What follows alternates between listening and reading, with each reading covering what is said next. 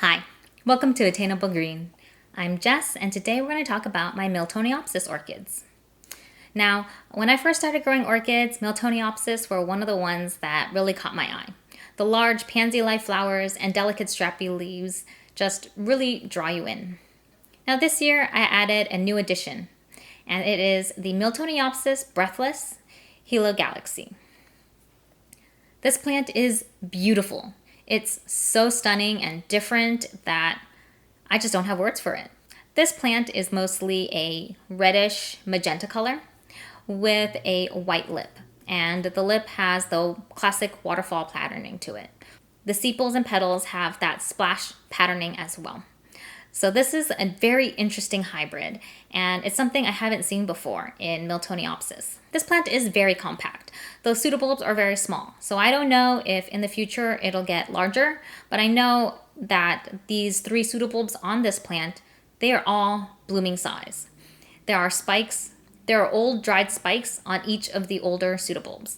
It has 1 spike, 5 blooms, and each one looks so amazing, and I can definitely see why they named this Galaxy. Okay, so aside from my newest addition, this year has been great for reblooming Miltoniopsis for me.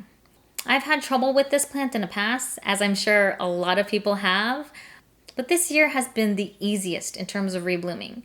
I think I'm understanding these plants a little bit better, and I think that's why they're doing so much better in my care. So let's take a look at them. The first one is the Miltoniopsis Ombre's Charm Cream Puff. It had 2 growths this year, and it looks like it's going to have about 3 spikes, and on each spike it's going to give about 3 to 4 flowers. Now this plant has been the easiest to bloom and easiest to take care of, and I think part of it is because of its genetic heritage, and part of it is because I'm just giving it enough humidity and moisture that it needs. I repotted this right after it bloomed last year when I saw the new growth starting. And instead of removing all of the media and putting it into fresh media, I decided that I would just uppot this plant. So it was packed in pure sphagnum moss, and I decided that I would just keep it in pure sphagnum moss, but with a ring of some small bark around it. So it's kind of in a hybrid mix that some people complain about, and it's not the proper way of repotting, but I think it works in this setup because the bark allows the moisture in the moss in the center to dry out a little bit. So it just pulls the moisture away from the plant to give it a little bit more aeration.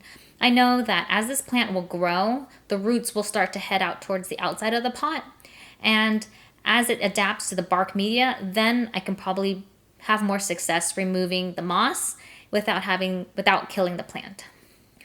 But for now, I'm just enjoying how this plant looks. And so far, I haven't really had any problems with wrinkled leaves or accordion leaves on this plant. And that is the best part of growing this particular Miltoniopsis.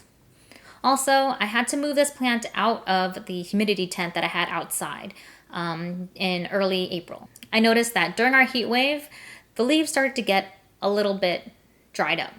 So I decided to bring this plant indoors, and it's going to stay here for the duration of the summer and autumn. Next is the Hajime Ono. Now I actually have 2 of these plants. One is this mature size and one is a seedling size. So for this mature plant, it has about 10 new growths, and they're all in different stages of growth. So some are just barely leafing out and others are maturing as suitable.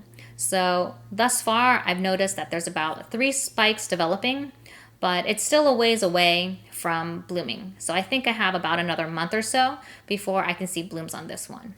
So I got this Hajime Ono at an orchid show, and I picked the biggest and most floriferous one that I could find because I wanted to have the most success with Miltoniopsis, and I just wanted to make sure that there was enough vigor to survive any mistreatment that I may have. This plant came from Hawaii, and for some reason, the media is very large bark and very large perlite, which means that it doesn't hold that much water. It has a little bit of sand on it, but overall, it's in very, very coarse media. I definitely had to water it a lot last year to keep it hydrated. After I repotted it last year, I put it in a smaller bark mix, and I just kind of keep it watered well. So far, the repotting hasn't set it back. It is a very vigorous grower, and I'm just really looking forward to seeing these blooms. From the show, the seller mentioned that this size plant is probably ready to be divided. But in my case, I'm going to try to keep this plant as big as possible and kind of grow it into a good specimen. Last year, I got about 5 spikes on this one, and I don't really have many videos to share, but I'm hoping that this year I'll be able to get more. The other Hajime Ono is a seedling from Orchids from Hauserman. Now, this one is potted in a bark mix, and it has about 3 pseudobulbs, and the newest pseudobulb is actually mature, and it's developing a spike as well.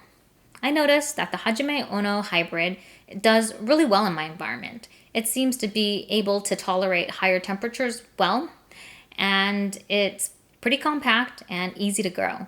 I also have 2 more Miltoniopsis, but I lost their IDs, so I'm not quite sure which one is which. I think one is a Morris Chesnut and one is a Tome Yokoyama.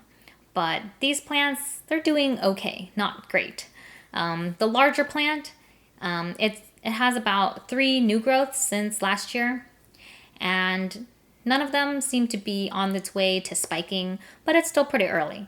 It also had an issue with like a bug or a beetle chewing on the leaves, so the new growths don't look that great, and some of the leaves have started to rot, so I had to cut them off.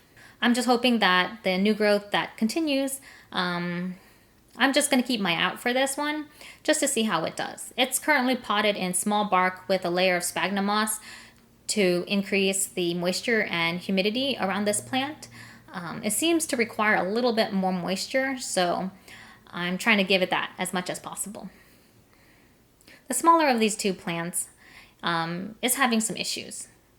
Now, after it bloomed last year, I think part of the pseudobulbs started to rot and encounter problems, so I had to save what remained. And what remained were 2 small pseudobulbs and a new growth. The new growth stalled a little bit and had a couple of wrinkled leaves, and so the root system in this plant isn't great. I'm just hoping that it does well, but I don't know. It's still too early to tell. I know that the older pseudobulbs are definitely shriveling up more than I would like, and I'm not sure if this plant will make it, unless the new growth is able to put out good roots and good growth, but so far it's looking a little weak, so I'm not sure how well that one will do. The very first plant I had was a NOID, and I think it is the pink lemonade. When I got it, it was in great health, but 3 years later now, it's still in recovery mode. And this year, it has about 4 or 5 growths, and I think 2 are actually maturing to start a pseudobulb. So we'll see if there will be spikes or flowers from that one, but it's still too early to tell for now. So that's what's going on with my Miltoniopsis collection, and I hope you've gained a little bit of insight into how to grow Miltoniopsis, or if you have any tips on how to grow them better, please let me know. Well, that's it. Thank you so much for watching.